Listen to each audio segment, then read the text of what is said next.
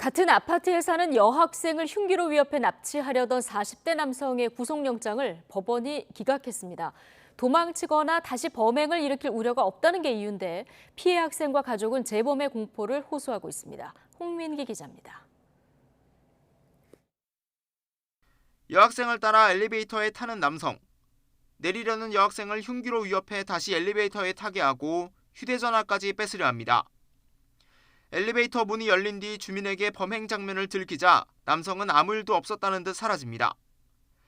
지난 7일 경기도 고양시의 한 아파트에서 40대 남성 A씨가 10대 여학생을 납치하려던 혐의로 경찰에 붙잡혔습니다. 경찰은 A씨가 미리 흉기를 준비하고 피해 학생과 같은 아파트에 사는 등 구속수사 필요성이 있다고 보고 구속영장을 신청했습니다. 그런데 법원은 하루 만에 A씨의 구속영장을 기각했습니다. 도망치거나 재범 우려가 없고 피해자에 대한 위해 우려도 없다는 게 이유였습니다. 그런데 A씨는 범행 직후에도 아파트 주변 자신의 차로 도망쳤다가 2시간 만에 경찰에 붙잡혔습니다.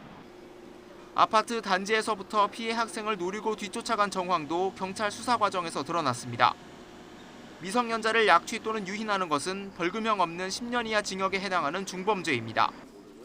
이미 큰 충격을 받은 피해 학생과 가족들은 A씨가 석방되면서 더 심각한 불안을 호소하고 있습니다.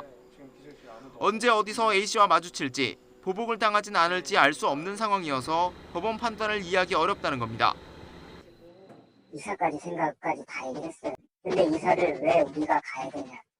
판사님이 어떤 데서 잣대되고 어떻게 내렸는지 모르겠지만은 대한민국 법이 이게 맞는지 좀 모르겠고. 경찰은 A씨의 휴대전화를 압수해 포렌식하고 주변엔 진술을 비롯한 관련 증거를 추가로 확보해 A씨에 대한 구속영장을 다시 신청할지 검토하기로 했습니다. YTN 홍민기입니다.